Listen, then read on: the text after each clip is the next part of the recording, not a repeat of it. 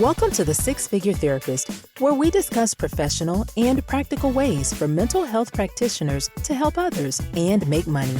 Here's your host, Dr. Arcella.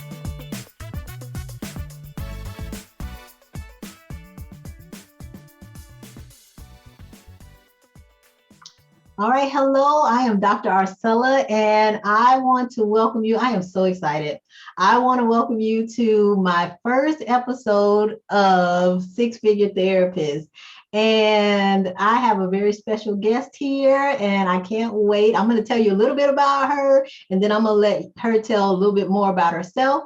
So we have Dr. Stephanie Norris here. She is a licensed professional counselor, and she is a licensed professional counselor and a licensed addiction counselor. Her clinic currently has 2 locations in Denver and Littleton, Colorado. Dr. Norris's clinic offers evaluation and therapeutic services. In addition, she offers master level paid internships and will be expanding to include a doctoral internship and postdoctoral positions in 2023 when she becomes a licensed psychologist. Dr. Norris currently has a staff of 9 employees, with 5 more being added in the fall. Her goals are to continue to hire new clinicians, offer the highest standard of care, and expand north to Denver in 2023. So you are doing it. You are doing a lot. Oh my gosh, I'm so excited. So you want to expand and just tell a little bit more about yourself?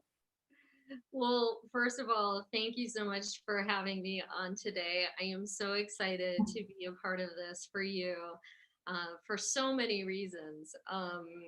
So yes, okay, you're gonna have to clap because I can't remember what was the question.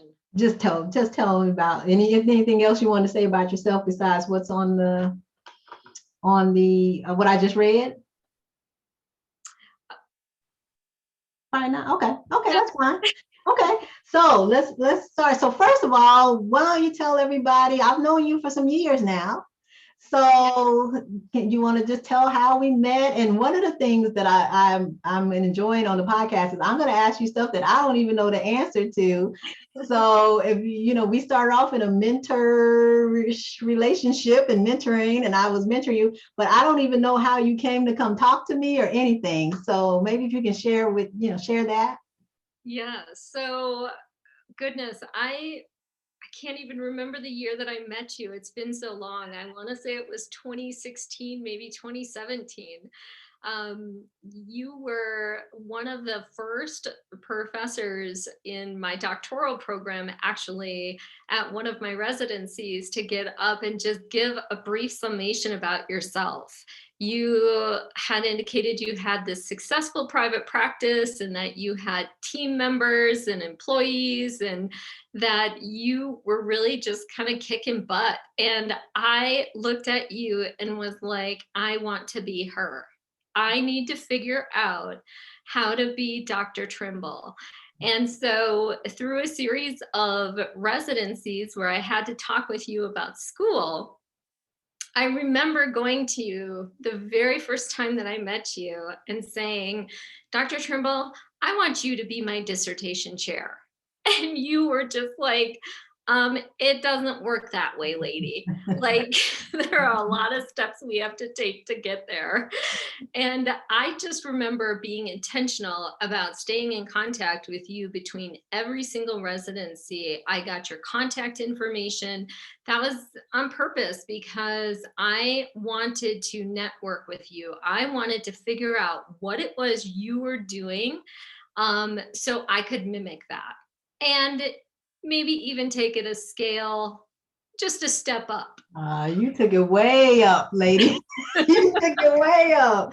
And that's the thing, but I don't even know how we started because I do remember the dissertation chair piece. And of course, she was persistent and I did become her dissertation chair. So I did help her make her a doctor. So I'm very, very proud of her for that. She did well. But I don't know how we started talking about business. So I think you just would combine the two when we were talking or... Yeah, so it was through a series of Every single residency you were at. And so I continually approached you and just came up with stuff to talk about seriously. And I started to ask you about your private practice. In particular, I remember the very first question I asked you was, how do you get an employee? Like, Mhm. how did you do that?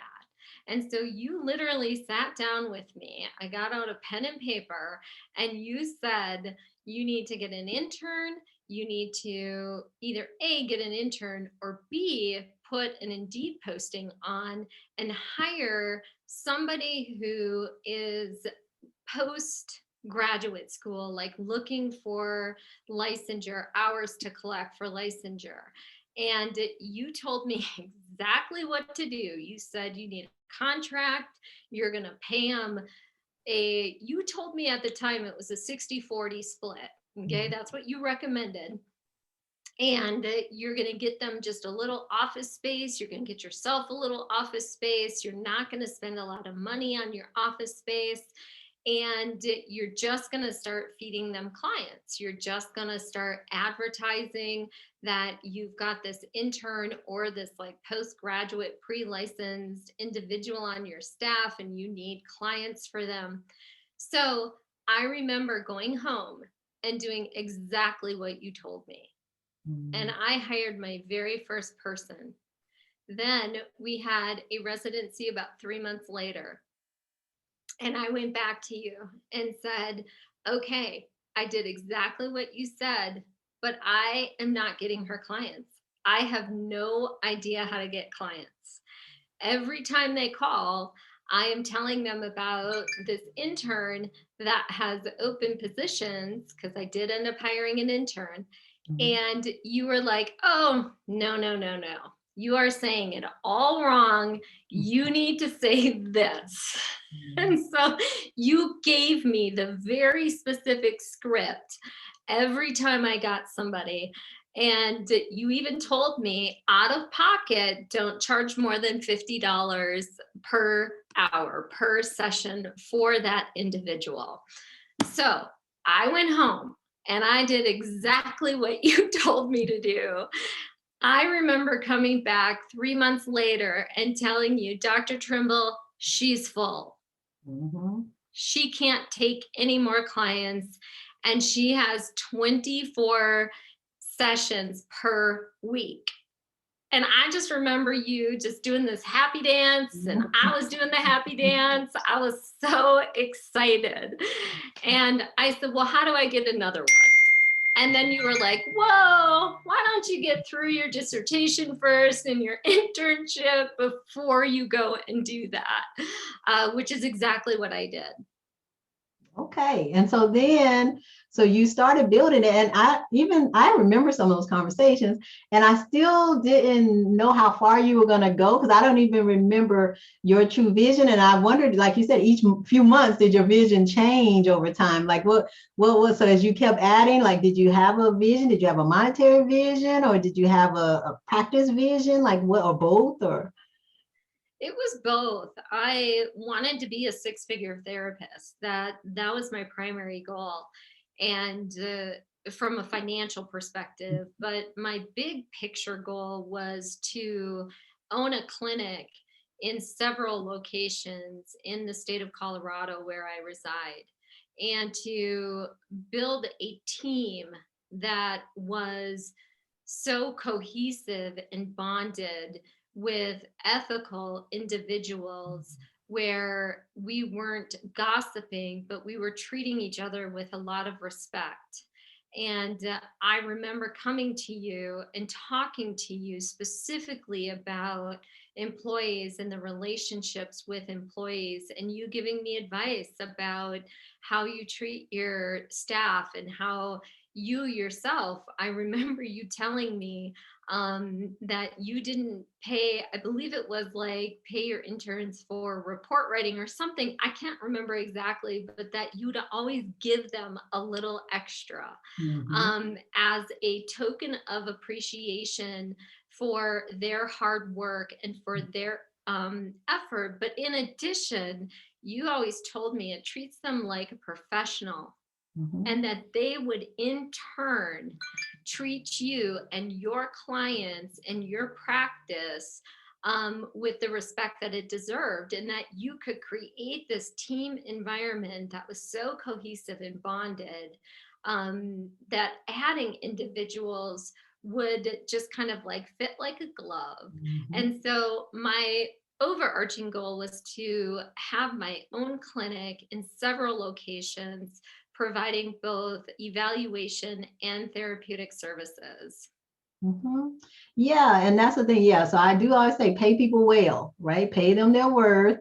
And like you Right. said, if you can give them bonus, whether that's time, whether that's praise, whether that's money, you definitely want to treat people well, especially if you appreciate their work, because then you won't have to worry when you're not there. You won't have to worry about how they're treating your clients and how they're treating your business, because like you said, they'll be a part of them too. It'll be their business as well. So, okay. Now, so then how did you end up? Because I just found out today you have 9. I didn't even know you had that many.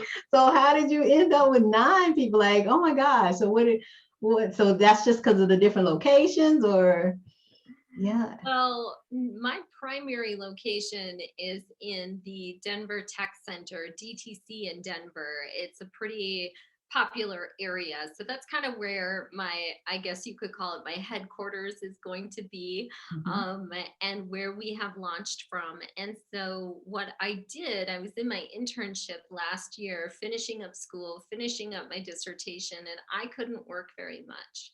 Mhm. And I went back to good old Dr. Trimble telling me, hire people, add people to your staff. And so I did that. And I added last year 3 individuals. Yes, 3 individuals last year, kind of at the beginning of the year. And towards the end of the year, when I knew that I was finishing, when I knew my dissertation was done, of course, because of you. And I was able to add an office manager. I remember having a conversation with you before COVID hit. And I specifically, you wanted me, basically, what you taught me was do everything, know your business Yep. in and out, be able to submit to insurance companies, collect bills, submit invoices, do the scheduling. You wanted me, your advice was really like get in at the groundwork and do everything.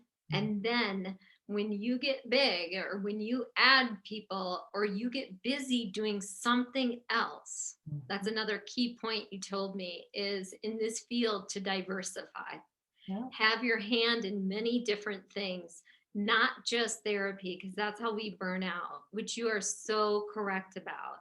And so you told me once you get to a space where you're able to diversify, hire an office manager, have that individual, teach that individual everything with some oversight so you can catch mistakes. So that is precisely what I did. I added 3 people. One of them was an office manager, 2 of them were therapists. This was at the beginning of last year. And then towards the end of last year, I added the rest of my staff. And I currently just got through applications and hired 5 more people that will be starting in August. Wow. So okay, so let me ask you some practical stuff then. Okay. So your locations, are you renting them, or did you buy any buildings, or are you renting? I am renting. I signed a 5-year lease on my DTC office and a 3-year lease on my Littleton office. Okay. Now, do you have like big spaces where everybody can come, or do they come like rotate in and out? My DTC office has 11 offices, a Ooh, conference room. It's a very large space. oh my gosh. It has a reception area, kitchen. I have a testing room. I have a very expansive storage room for all of my testing materials. My Littleton space is smaller because my focus is not on Littleton right now. My focus is on Denver and creating that as just like a well-oiled machine that just kind of operates without me. Mhm. So Littleton has 2 offices, a very small kitchen, but a pretty large reception area. Okay. All right. And so then, so tell me then, what are you doing in the business now? So are you seeing clients or are you mostly overseeing the business? Kind of where you at now? I was overseeing the business up until I want to say maybe the beginning of this year. So I was pretty heavy handed in just everything, just the daily operations, the billing, absolutely everything. And I have now, at the beginning of the year, transitioned all of the kind of operation of the business to my office manager. I found an office manager that I trust, that is trainable, that is really a very good fit to be a leader. Very similar to myself as far as detail oriented, and very objective and so on and so forth. So she really does the daily operational like tasks, if you will, for the business. I see therapy clients and I do evaluations. Typically, on average, I would say I do 2 evaluations per month. I don't really want to do too many of them to take away from my my future goals, really, and being able to have my hand in my business. But also I take supervision very, very seriously. I have a number of intern students and I have a number of individuals that are postgraduate who will almost be licensed. And so I spend a pretty significant amount of time prepping for supervision and helping my staff to become really the best therapist that they want, but helping them to really reach their goals. Mhm. So now are you still charging the $50 for them or are they doing insurance? Like what are you doing in terms of payment for them? Yeah, so that is a great question. I am able to do, from an insurance perspective, some of them go through insurance and some of them are just $50. Like an intern rate is $50. I have found that to be an excellent rate in the Denver area. It is a Mhm. perfect rate. I wouldn't go higher than that if I were you. If you are out there listening, don't go higher than $50 for an intern. You're probably not going to get it, or it's going to be tricky to build a caseload for them. For postgraduate, they charge $90 per session. Okay. Okay. And so then everyone that you bring on, so are all your interns paid or no? All of them? Yeah, so that Okay. leads me into, you gave me this advice the very first time that we met. You told me, whatever it is you do in your future, have a niche, Mhm. have something that nobody else has. Mhm. And that is something in the state of Colorado. I am the only paid internship at the master's level. Wow. That is my niche. Wow. So they're gonna keep coming. Wow. Yep. Look at that. That's oh my goodness. Okay. Yep. Yeah. So then that means you're gonna have a nice flow of candidates and then of course clients for the price. And so have you found that price range to be okay in terms of key? I mean, it sounds like it's okay, but I'm gonna ask anyway. That price range has been okay to keep the business afloat, pay everyone, and still okay. All Yeah, right. it's great. I mean, at first, right, when you only have one, obviously your expenses, it's pretty even, right? Mhm, You're not making a lot of money. But when mhm. you have more than one intern, yeah, you can make some really good money. And not that that's really what it's about at this Yeah. point for me, but it really, you have to invest, you have to take a risk. And what, as long as it's intentional risk, right, of okay, I'm going to just break even for X amount of time, I'm going to be okay with that until such time that I can start adding. Because the one thing that I learned is when you're adding employees, there's so many things that we don't account for. we just don't know what we don't know until we are in it and we're experiencing it. And then we have to go back and go, oh, okay, so this I'm going to do differently the next time. Mhm. And so at this point, because I've had so many of them, I'm pretty aware of like I guess like all the different scenarios. Of course, not everything, right? Because there might be something in my future, but I'm pretty aware of how I need to, what needs to be in my contract, as an example, Okay. what needs to be in my supervisor contract, as an example, what needs to be in the compensation contract, as an example.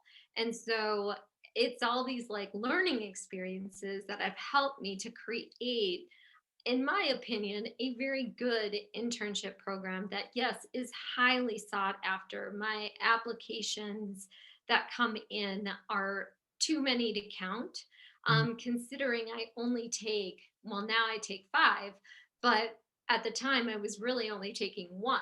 And so we went from 1 last year to 5 this year. And that number is only going to grow because that is my goal. And so then how do you, so as they come to you, then you're just organizing them all and providing the supervision, and then they get some income. So like from the $50, about how much do they get? They get $20 per Okay. client.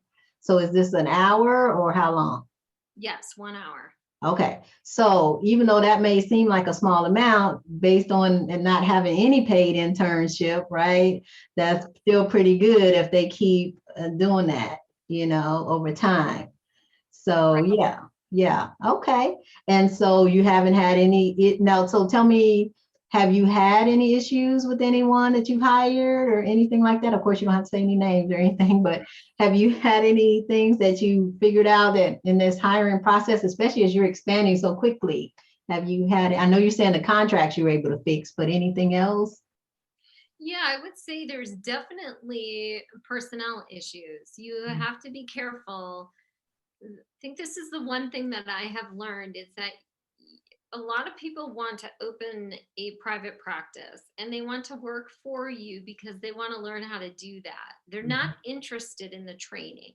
Mm, They're interested in how to open a private practice and to use my paperwork or my process or contracts or whatever have you, to replicate that in their future. And so that's been a learning curve for me. The very first employee that I hired, hindsight's always 2020. And so now I am intentional about asking anybody I hire, without saying it out loud, I just say, what are your goals in 5 years? And mhm. most people that want to work for me to learn how to open a private practice, it comes out in that question. I have learned the art of silence, not just because of our profession, right? Dr. Trimble, we have to be quiet, let our clients talk. But I have learned the art of silence in interviewing and letting people just talk and talk and talk. And if they are telling me that their goal is a private practice, my very next question is that part of the reason why you're seeking an internship here? And 9 times out of 10, the answer is yes. And then I politely let them go and the interview ends because I'm looking for candidates. It's not so much that I care if they go and open a private practice after they are done. What I care about is that they want to learn how to be a therapist. That is the goal, especially if I am dealing with a practicum or an internship student. Because what I found with my first employee is she was more focused on learning the business and not refining her skills. And it reflected in her work. And that's a problem because then we aren't practicing ethically and we're not providing the highest standard of care. Gotcha. So then now, how are you getting the interns now? Did you advertise? Did you go to the schools, the universities, or is it just word of mouth? I am telling you, it has only been word of mouth. I have done no advertising. Not even for my evaluations. I've done no advertising for my evaluations. It has all been word of mouth, and it's quickly spreading. So it's good. It's good. Okay, okay. So then we have all the employees coming now. So now, even with the person who is kind of helping you with the business, and I'm so glad you made the point and you did it, is that learning every part of your business, because that person might leave. And that's why I was telling you, you need to know what to do. I don't even know how to answer the phone, or you need to know what to do just in case somebody doesn't show up for work, or you need, so you learned that part, but now you've hired somebody. So are you, is this the first person you were hiring in this position, or did you ever have anybody else that was in that position to help run things with you? Yeah, I actually, my daughter has always assisted my baby, has always assisted me. Isabel, she's from the ground up. She has kind of been my little assistant. I did attempt to hire an office manager, a different one than I currently have. And again, that intentionality is so important when you are hiring somebody. You need to dig, because our job as therapists, right, with a client is to dig. Well, we should be doing that with candidates as well, that we are intending to bring on our staff. And this individual that I hired was going to school and then going to become, a therapist in her future. And again, same thing. Her intention was learning the business. It was not about doing the task that I was trying to train her in. So I had to let her go because she was behind on her tasks. And as you know, because you run a very successful business yourself, you have to stay on top of it. Because cash flow, especially when we're dealing with insurance companies, isn't tomorrow. We don't get paid today. It typically is a 3-month turnaround. Yeah, and I wanted to ask you that question because sometimes people get frustrated when they hire people and it's not the right person, right? You just keep doing it. I always use the analogy when people say they didn't like a restaurant, and then they say, "Oh, okay, you don't stop going to restaurants, you just don't go to that one anymore." It's the same kind of thing. So if you find somebody that's not a fit for you, whether it is the direct employee like that or your interns, then just take the time to say, okay, you're not a good fit, and then just move on and then look again. But it's not going to be like, oh, I'm going to be, sometimes people give up and say, oh, I'm going to do this the rest of my life. I'm never going to find a team. And you see, you can find people who are like-minded, you know? Absolutely, because I think one thing I have learned as far as having employees is that they are here for a season. Mhm. And that season might be short, but that season might also be a long time. Mhm. And that we don't have control, which is difficult sometimes because we want to have control, but letting go of that control and having a different mindset of your employees, that they're only here for a season, helps, because then in that season that they are here, you really can reflect the kind of business you want to run, Mhm. not the kind of business that they are creating because they're on your team, Mhm. but the kind of business you want to run. Mhm. So, okay, so let me ask you. So I believe that there are external things you need to do to be a six-figure therapist and internal things. So give me one external thing, and you kind of talked about some external things, but give us one external thing you did that you think that propelled you to be a six-figure therapist. Goodness, that's tricky because there's been so many. I would Okay. say, oh, I would say my ability to network. Mhm. That is the one thing that I was intentional with my internship in my master's program. I was intentional with where I chose and which one I accepted. And I did a lot of networking when I was an intern and then postgraduate because they hired me. And so I continued to do my networking with various organizations and clinics and pediatric clinics and um, therapeutic clinics and inpatient clinics and so on and so forth. And so when I went into private practice, because that's how I started, I really didn't have to advertise like at all, because all I had to do is let this network know that I was now in private practice, and I filled within 1 month of Wow. opening, and I was starting to turn away clients. That's how like intentional I was. And I believe that I really have continued to do that, although less intentionally. So I have built relationships with different universities on purpose.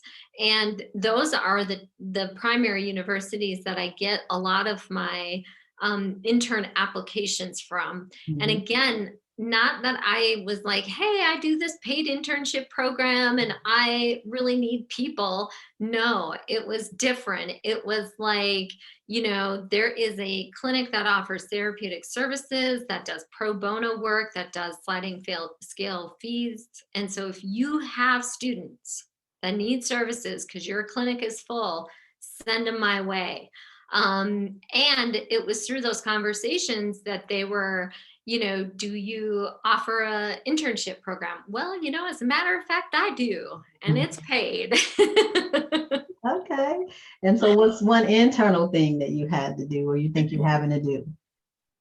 My internal has to be my motivation to create a healthy therapeutic clinic.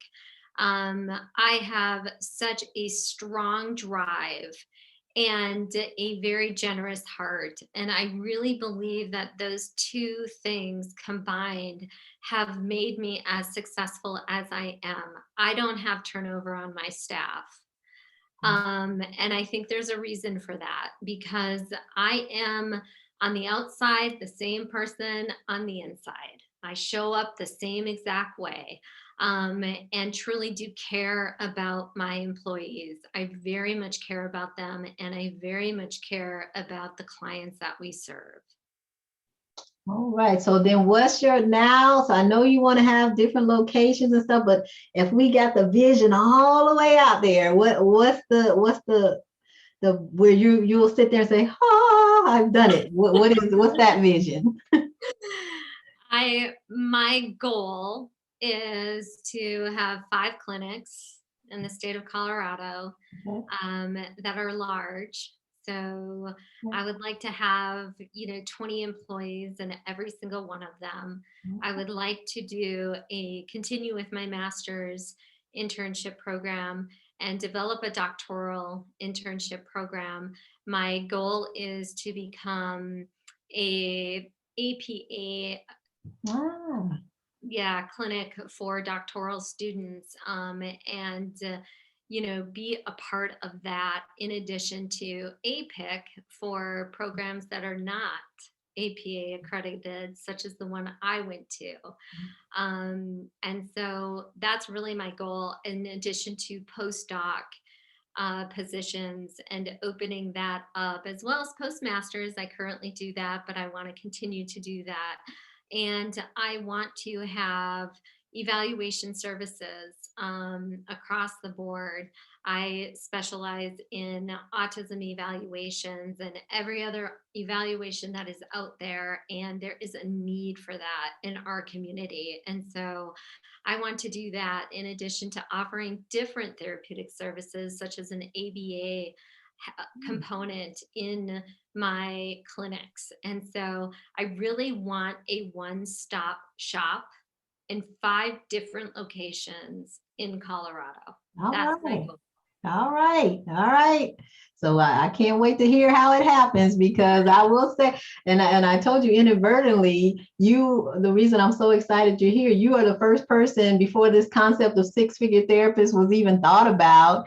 You were the first person who I inadvertently helped to be a six-figure therapist. And I'm like, oh my gosh. So I was like, she has to be the first person that I talked to, because you went even above and beyond the conversations that I even thought, so you should be so proud, and especially to train the next generation of mental health providers, which is again why I'm here, right? And while I was teaching you, and that is the goal. And so this piece that you are carving out is going to be so important to train the next generation. And so Yeah. it's very exciting to see what you come. I'm just excited to see. I'm gonna have to come visit your things. Look, you got to have me come by and say a little speech or something. I need to come to one of the grand openings or something. I got to come to Colorado. I think you do. I think you do. Yeah, That is, I am so thankful for your expertise and your mentorship. It changed my life. And I'm very thankful for that. I had the vision, I just didn't have the steps. But in just being intentional and pursuing you every single time I saw you, which is what I did. you did. And look, and now I think, I was like, she pulled stuff out of me that I was like, how she, because earlier when I was thinking before I talked to you, I was like, how did she even get all that information out of me? And I don't even remember. I just remember you, like you said, you just pop up and ask me something and then pop up. Then I see you a few months later, you pop up. And I'm like, Stephanie just popped up and asked me a whole bunch of stuff. So, but I remember you saying you applied it. And that's the one thing that I want people to see. You know, we can have a desire to do stuff, but that's the thing about it. You know, it's a lot of times we get information, all kinds of information, but you did something with it. And then you added your vision to it, and then you expanded it. Like I told you, I wouldn't even have thought this. And even today, I didn't even know till I read that you're even doing all of this, because we haven't talked about this in a while. So, I mean, and that's the thing that I'm hoping that people get from your story in particular, is that if you have a vision, you get some help, you never know where the vision is going to take you. Because even when you were asking me those questions, you hadn't thought about this. You hadn't thought about 9 clinics and 10, you know, and all that, taking over Colorado and all. You hadn't thought about that. So, you know, your vision expanded as you did, but you took that first step and you tried it. And you moved, and then you came back, and then you did it, and then you moved again. And that's the thing, is people sometimes are not moving, and you never know what's going to happen until you move. So yeah, and like you said, your tenacity, your motivation, and I saw that your dissertation. I'm just seeing that as a human that I've met, that you always had that. So yes, it's been an honor to know you. And I mean, I would echo that, because you know, what is it? The greatest risks you never take are the ones you regret, or however that phrase goes. It's so true. It's, if you have a vision, pursue it. It's okay if you fail. It's okay if you make a mistake. Just don't go down that path again. Just pick yourself up and go take a detour down another path. Like, that's what I did. I learned that in hiring individuals, like I said, what's their intention? I didn't know that. I didn't think I'd have to be even paying attention to that until such time that it started to show up in their work performance.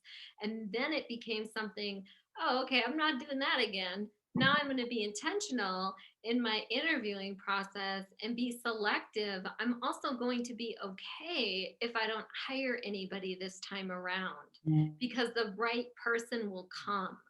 And so I think you're absolutely right about, you need to apply the advice that you're given, but then learn from your mistakes and don't rush it, because the money will come.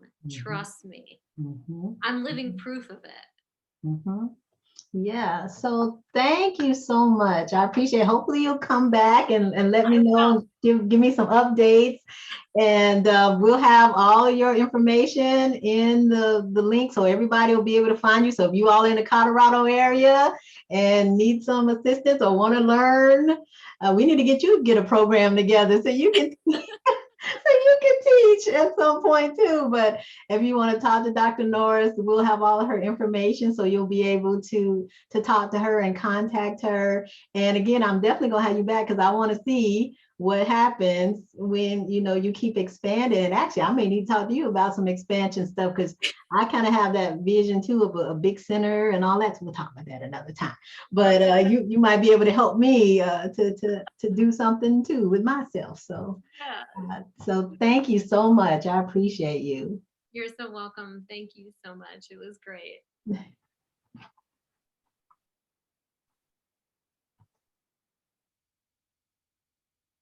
All right. So one of the things that people may want to know, that, and I'm, you know, you don't have to answer if you don't want to, but So what is your basic revenue? You don't have to tell us, all, but based on all you're doing so far, what's your basic revenue that you're receiving?